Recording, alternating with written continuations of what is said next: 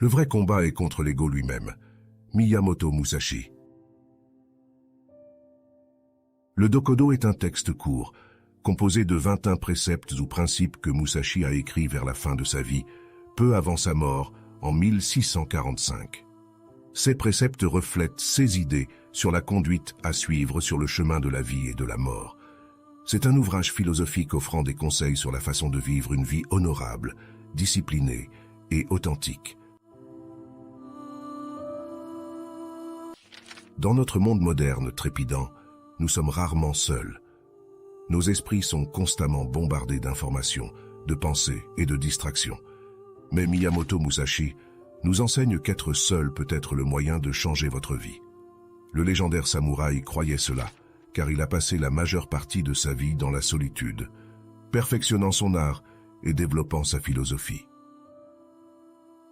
Miyamoto Musashi est une figure vénérée à ce jour. C'était un samouraï errant sans guide ni maître.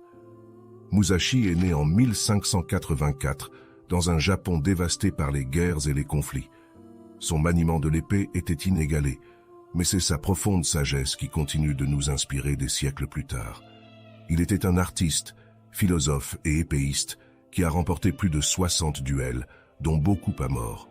Cependant, son chemin était loin d'être celui d'une violence incessante. C'était un chemin qui l'a conduit à une profonde perspicacité et à une sagesse. La vie de Musashi a été marquée par une profonde quête de maîtrise de soi, à travers la discipline, le dévouement et surtout la solitude. Sa solitude n'était pas une existence monastique éloignée de la société, mais une solitude mentale, un état d'esprit auto-imposé où le murmure du monde extérieur était étouffé. Il a préconisé l'introspection et un esprit clair sans distraction comme voie vers le développement personnel. Cette compréhension était résumée dans son Dokodo, qui se traduit par le chemin de la marche solitaire. À travers ses préceptes, il a offert des conseils sur la façon de vivre sans peur, sans regret ni distraction, et sur l'importance d'être fidèle à soi-même. Musashi a souligné la solitude non pas comme un moyen d'isolement, mais comme une voie vers la découverte de soi et l'amélioration personnelle. Il croyait que la solitude lui permettait d'aiguiser son esprit et son corps sans distraction, de perfectionner ses compétences et de se comprendre à un niveau plus profond. Dans le silence et la paix de la solitude, trouver la clarté, se libérer de l'influence et du jugement des autres, c'était l'occasion d'apprendre, de grandir et de confronter ses propres forces et faiblesses, sans le bruit extérieur qui obscurcit souvent notre jugement et notre perception de soi. Musashi a écrit « Pensez superficiellement à vous-même et profondément au monde ». Il a exhorté les gens à se tourner vers l'extérieur pour observer, apprendre et comprendre le monde qui les entoure, tout en gardant une humble conscience d'eux-mêmes. Il s'agit de lâcher prise sur l'ego et de s'ouvrir aux vastes connaissances que le monde a à offrir.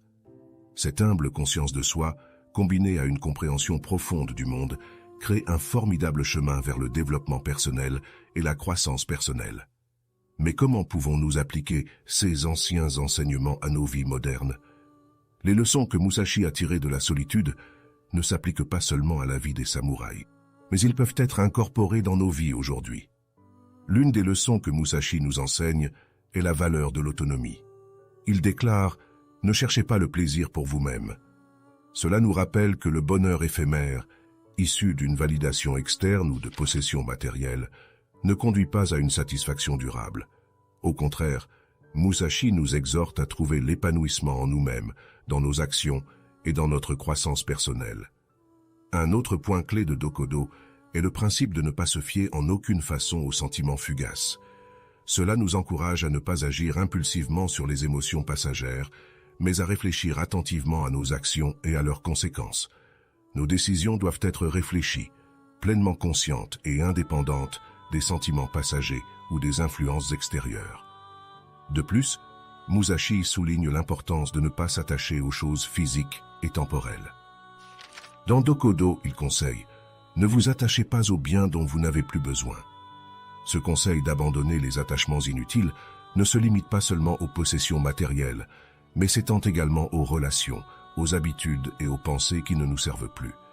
C'est une leçon sur la façon de libérer nos vies, à la fois physiquement et mentalement, en créant plus d'espace pour la croissance et la transformation.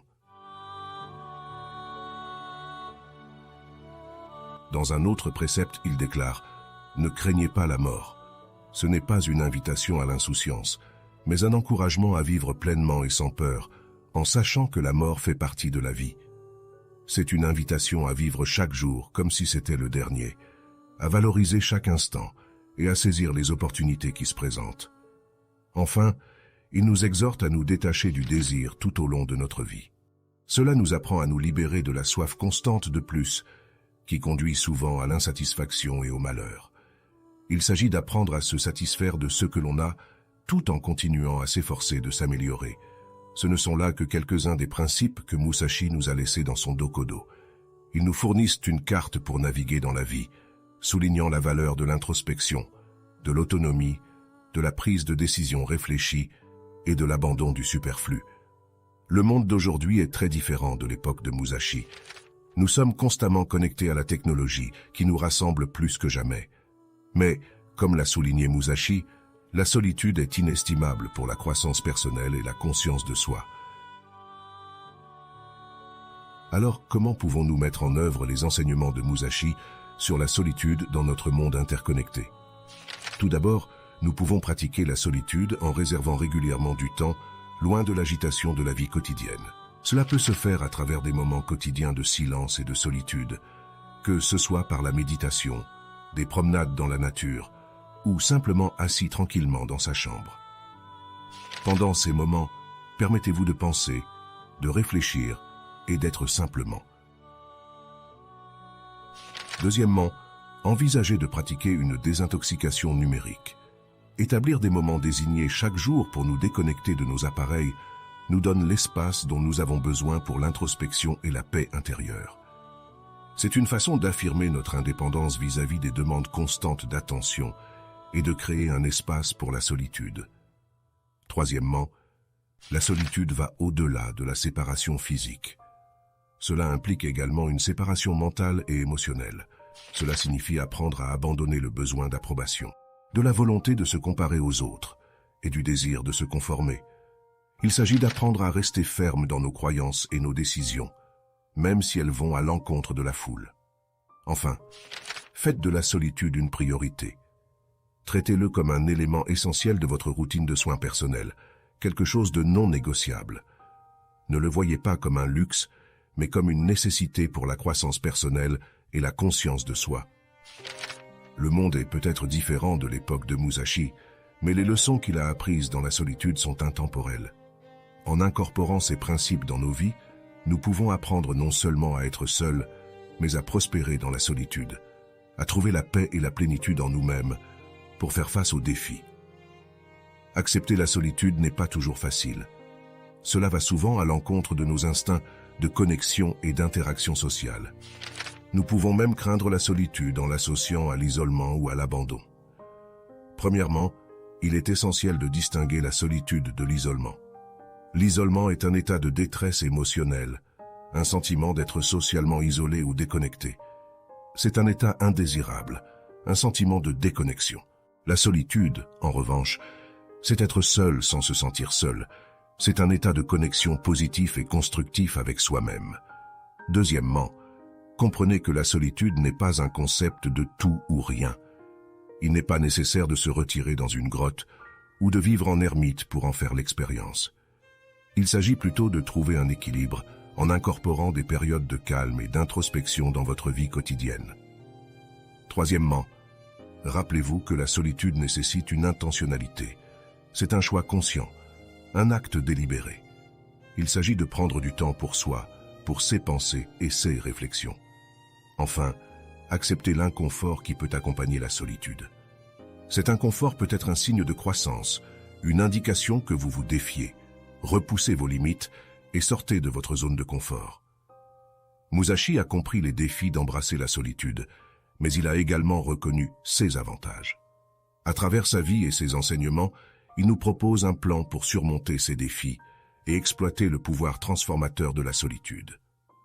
Le voyage à travers la vie et les enseignements de Miyamoto Musashi est un puissant rappel de l'importance de la solitude dans la croissance personnelle et la réalisation de soi. Le chemin vers la maîtrise de soi nécessite souvent de marcher seul. Le voyage n'est peut-être pas facile, mais il est certainement gratifiant et peut-être, comme Musashi, découvrirez-vous qu'être seul peut vraiment changer votre vie.